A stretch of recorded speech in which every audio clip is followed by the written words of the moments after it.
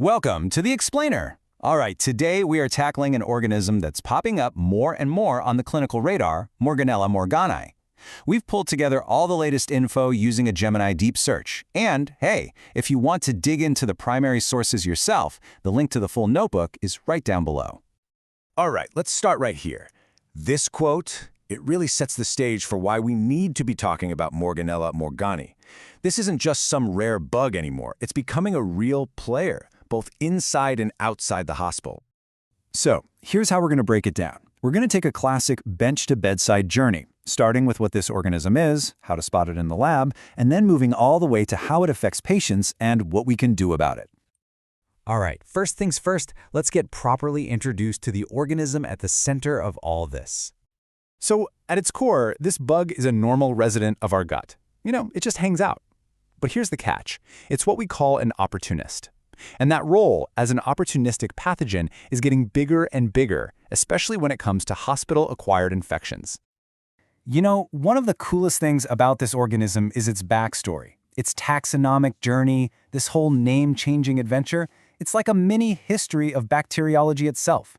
We went from just looking at it and calling it Morgan's bacillus, to grouping it by how it behaves, and finally to using DNA to give it a permanent home. Pretty neat.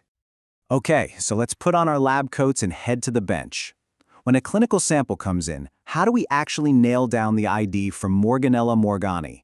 Let's walk through the profile. So right away on the culture plates, Morganella morganii starts giving us some pretty big hints. The gram stain shows those classic pink gram-negative rods. And then you look at the McConkey agar. It's a non-lactose fermenter. Those pale colonies are a dead giveaway that we're not dealing with something like E. coli. And this right here, this is probably one of the most helpful things you'll see at the bench.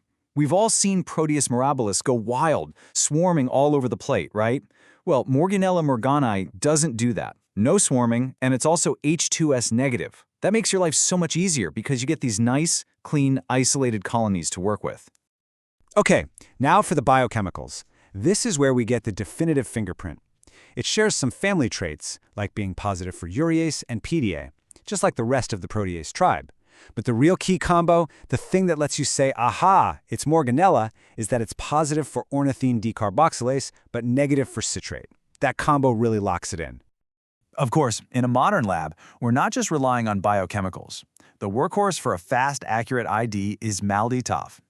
Matrix-assisted laser desorption / ionization time-of-flight mass spectroscopy. You get an answer in minutes. But for those really tricky or unusual cases, you turn to the gold standard, 16S rRNA sequencing. And then there's broad-range PCR, which is an absolute game-changer for getting an ID from patients who are already on antibiotics and have culture-negative samples. Okay, so we've identified it in the lab. That's great. But the most important question is, what does this actually mean for the patient? Let's connect the dots from the bench to the bedside.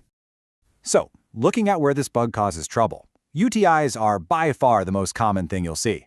But the one we really worry about, that's bacteremia and sepsis. Bloodstream infections with Morganella morganii can be incredibly serious, especially in patients who are already very sick or immunocompromised. We're talking about mortality rates that can climb as high as 38%. That's a huge number, and it's why we take this so seriously. All right, this next point is probably the single most important thing to know about Morganella morganii from a clinical standpoint. We have to talk about its resistance. And this isn't resistance it picks up, it's intrinsic. It's baked right into its DNA in the form of a chromosomal AmpC beta-lactamase. And because of that AmpC enzyme, a whole list of common first-line antibiotics are just knocked out from the get-go. We can predict they won't work. Think about your penicillins, your first and second-gen cephalosporins, even amoxicillin clavulinate. They're off the table. And that right there is why getting that fast, accurate ID from the lab is so incredibly important. So that leads us straight to the million-dollar question for everyone on the clinical side. How do we actually fight this thing? What's the best way to treat and prevent these infections? Okay, so effective treatment all comes down to the AST report, the Antimicrobial Susceptibility Testing.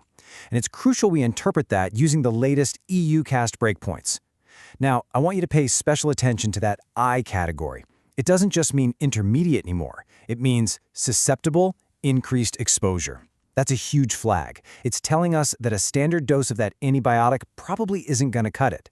To make it work, we have to do something to increase the drug exposure. Maybe a higher dose, maybe an extended infusion, to make sure we're hitting the bug hard enough where it counts. And here's a really interesting and super practical piece of guidance from the IDSA, the Infectious Diseases Society of America. They actually classify Morganella morganii as a low-risk AmpC producer. Now, why does that matter? Well, it means that unlike some of its nasty cousins, it's not likely to suddenly become resistant to a drug like ceftriaxone while you're treating the patient. That's huge. It means we can actually trust the susceptibility report. We don't have to automatically jump to a big gun carbapenem just because we see the name Morganella. So what does this mean for treatment choices? Well, this risk-based approach tells us that cefepime is a really solid option because that AmpC enzyme doesn't really touch it. And if the bug is susceptible, you can use things like fluoroquinolones or trimethoprim sulfamethoxazole. But for drugs like ceftriaxone, the advice is to use them with a bit of caution. They can be fine for a simple UTI, but if you're dealing with a really serious invasive infection with a lot of bacteria, you might want to think twice.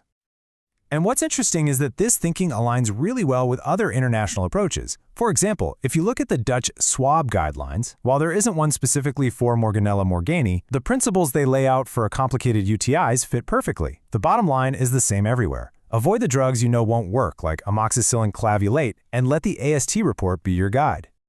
Now, what about kids? Well, this is one of those areas where good data is a little harder to come by, and there aren't a lot of formal guidelines.